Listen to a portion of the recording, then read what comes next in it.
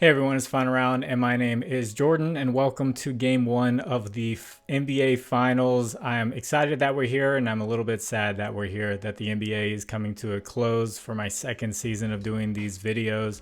But let's have fun with it and try to make some money. So I do have a few player props for you, and I also do have an over-under prediction for this game one. But you will see images that come up on the screen. Those will be from a data app called Outlier. There will be a link in the description that'll give you a 7-day free trial for Outlier. Now this first pick, I'm going to go with the over or under. It's at 214.5 at minus 110. I'm going to go with the over on this. I know they've gone over in the past 4 matchups against each other, but those are regular season matchups. And Outlier gives a little insight sometimes for games and for players. And they have the Mavericks have gone over in 7 out of 8 games versus top 10 defenses. So basically the Mavericks are like, I don't care what you're ranked, we're going to still score on you. And the reason why I'm going with the over here is obviously Kristaps Porzingis is going to be back. I think that's going to help with the Celtics offense. In last series, the Celtics, they played against the Pacers, who had the second highest pace in the season, especially with Tyrese Halliburton. The pace kind of slowed down when he wasn't there, but the Celtics showed a willingness to accept the pace and say, okay, we'll play your game and we're going to beat you at your game. And that's where the Mavericks come in. They just got off a series where they played Minnesota, who's slower, grinded out. They played the 8th slowest pace on the season, and the Mavericks actually during the regular season played the 7th highest pace during the season. So we have another fast-paced team. The Boston Celtics, they played the 11th slowest during the regular season, but they showed that they can accept the pace and they can win at that pace, and they don't really care what pace you come out and play at. So I think the Mavericks are going to feel like they were held back a little bit, and now they're going to be a little bit more free, that they don't have to play against Minnesota, and they're going to play their style. They're going to play fast, and the Celtics are going to say, okay, well, we can play that game too, and we can score that way too. I know defense ramps up in the NBA Finals, and that's why this line is a lot lower, but both of these teams can score points in bunches against good defenses, so I like the over here at 214.5. And now to jump into some player props. My first pick is going to be Al Horford, over 11.5 points plus rebounds at minus 125. And I know you might be thinking, well, Porzingis is going to be back. Why would you take Al Horford? So this season, he's averaged 25 minutes a game with Porzingis on the floor. And I expect Horford to be a little bit more involved with the offense and maybe play a little bit more minutes as Porzingis gets a little bit more acclimated with the intensity and the flow of the playoffs again and the NBA Finals and all of that.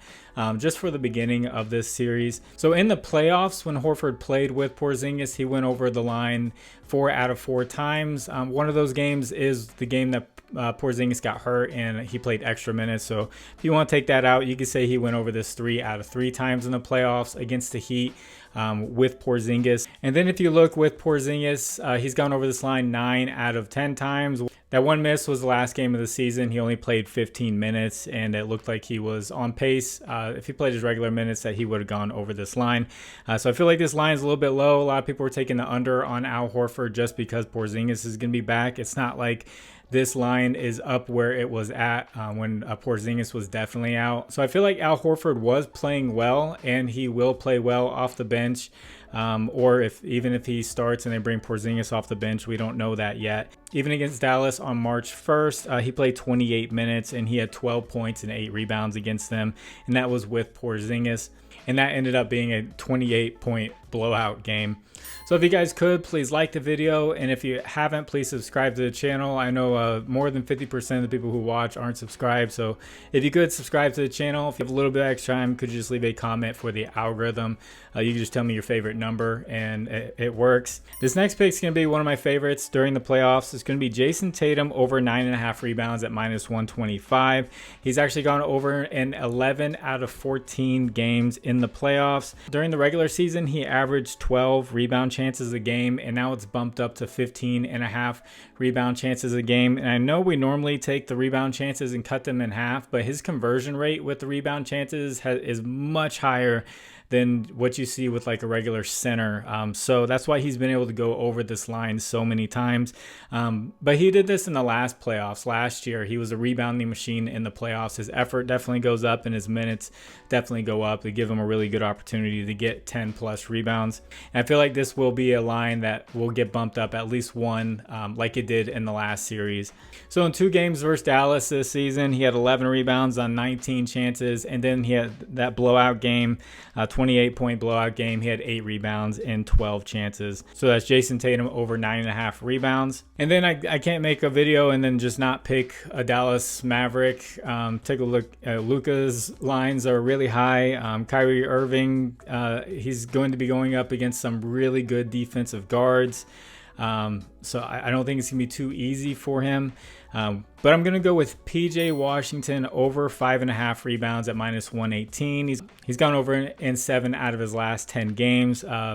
Despite what you saw with that Minnesota series with, Rudy Gobert and Karl-Anthony Towns and Naz Reid just kind of looking lost for most of the series, they were still the toughest rebounding matchup for power forwards and centers. And over these last 10 games, he's averaged 13 rebound chances. And he did have 7 rebounds on 11 rebound chances against the Celtics during that blowout on March 1st. So why PJ Washington? Why not Lively or Gafford? So the Celtics are actually the second toughest rebounding matchup for centers. The reason why that is because Porzingis and Al Horford or Tatum, if they go small and they take both those guys off and they put Tatum at the center position, everyone can shoot the 3 ball. So what that does is that draws the center out. Even if they switch onto someone else, that person is going to be able to shoot the 3 ball. So the center is going to have to respect the person in the corner. If they move too far to the center, the Celtics are going to find that guy in the corner and the center is going to have to close out. And it just opens up lanes for guys to get to the basket and makes it a lot tougher for centers to get in position and box out for rebounds. So where PJ Washington was going up against the Timberwolves, who was one of the toughest matchups for power forwards and centers, the Celtics are kind of in the middle for power forwards, and PJ Washington was still able to go over this line in 3 out of 5 games in that matchup against the Timberwolves. And getting that 13 rebound chances over the last 10 games, we just need him to get half of them. So his conversion rate is not like Jason Tatum's, clearly. So especially with Porzingis back, the floor is going to be spread out more. So I'm not saying Gafford or Lively are going to go under their rebounds.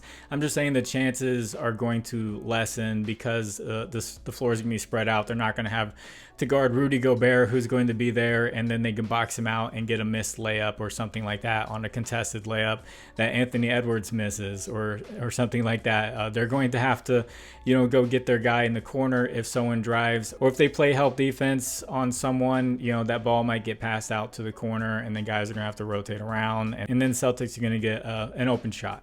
So that's PJ Washington over 5.5 rebounds at -118. And I would like to shout out my partners, Underdog Fantasy, Sleeper, ParlayPlay, and ChalkBoard. Use promo code FinalRound11 on any of these. They'll match your first deposit. There'll be links in the description that'll take you straight there. And thank you to anyone who uses those. So some thoughts on the game and on some of the players. I think guys like Drew Holiday are going to be very impactful, especially on the defensive side of things. We saw Anthony Edwards try to guard Kyrie Irving, and it made him very tired, and he was not effective on the offensive end. But I think someone like Drew Holiday can guard someone like Kyrie Irving, or Derek White can do it. And then when it comes to Luka Doncic, Luka's a lot bigger. I know people call him a point guard, but he's the size of a forward. He's close to LeBron James' height, so he could be categorized as a point forward. I see people calling him a point forward. So they may have someone bigger guarding him, like Tatum or Jaylen Brown, giving and just throwing different bodies at Luka. I have seen a lot of people taking Derek Lively assist. He was getting a lot of those assists because Minnesota, they didn't know what to do and they were blitzing Luka Doncic. And what that means is off the pick and roll, they were sending both of the guys towards Luka to force him to pass it to the guy setting the screen. And when that was Derek Lively, he had good enough court vision to find the open man in the corner to make a shot. And I don't think the Celtics are going to feel like they need to blitz Luka in this series. So I think Lively's assist chances are going to go down for that type of play. He may get assist on some other types of plays, but that specific play where the Timberwolves were blitzing, I don't think that's going to take place here with the Boston Celtics defense. I think they trust their guards to stay on their guys or switch and get through screens, do whatever they need to. Against the Cavaliers, they were definitely fighting through screens, and Donovan Mitchell was getting shots off, but they could switch here. And when it comes to Kyrie Irving, I think he's obviously a great scorer, one of the best scorers in the league, great dribbler and everything. I think the Celtics are just a matchup nightmare for someone like him. He's going to take tough shots, and he's the type of guy to knock them down. But I can't see him having, 30-point nights every single night against the Boston Celtics. They are definitely going to be tough on him. The last thing they want is to get Kyrie Irving and Luka Doncic going.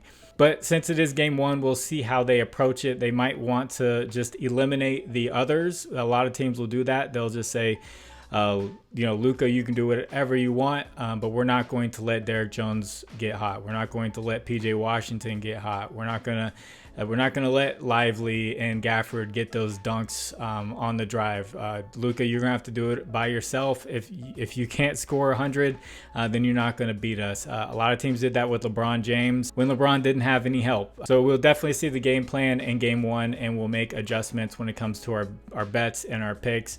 Game one is just kind of a guessing game when it comes to the game flow and what we think is going to happen and how the game's going to play out. So I've made my picks based off of that. So I do have a Discord. Link is in the description. I wish I had turned my lighting on. It got a little bit darker during the day. I'm going to get this sent out. Not at nighttime. I'm just going to get this sent out here in the evening. Right after work, just got finished. The Discord, if you'd like to discuss WNBA or anything like that, it's free. It's in the description. So I'm going to get this edited. I'm going to get it out to you. God bless you all. I hope you all do well. It's FinalRound. My name is Jordan. I'll catch you on the next one. Bye.